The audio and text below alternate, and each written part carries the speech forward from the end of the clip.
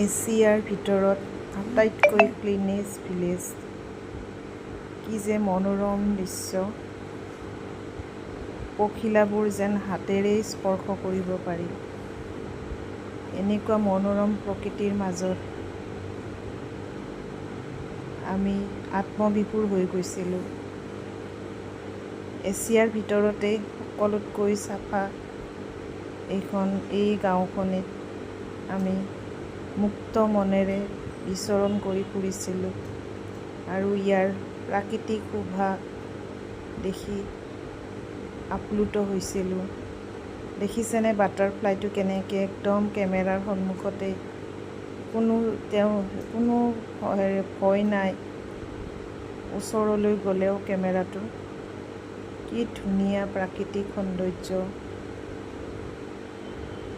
মই যেন তাৰ পৰা আগবাঢ়িয়েই নাযাম, বাটাৰফ্লাইটো পখিলাটোৰ লগতেই যেন খেলি থাকিম। ইমান সুন্দৰ চাওকচোন, একদম কাষলৈ কেমেৰাটো নিছোঁ, তথাপিতো উৰি যোৱা নাই বা ভয় খোৱা নাই।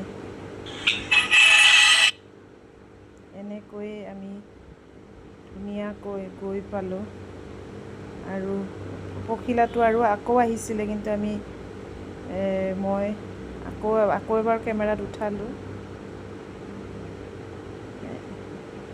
তাৰমানে কেমেৰাটো মই আগবাঢ়িবই পৰা নাই, বাৰে বাৰে যেন পখিলাটোকে ঘূৰাই ঘূৰাই কেমেৰাটো চাই গৈছোঁ আৰু এনেকৈ গৈ আছোঁ আৰু ধুনীয়াকৈ গৈ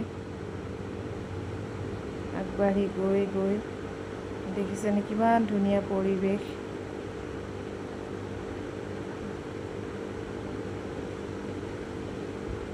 সুন্দৰ গাঁও,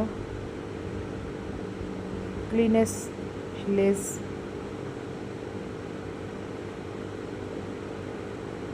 এনেকৈ কল ৰোৱা দেখিলোঁ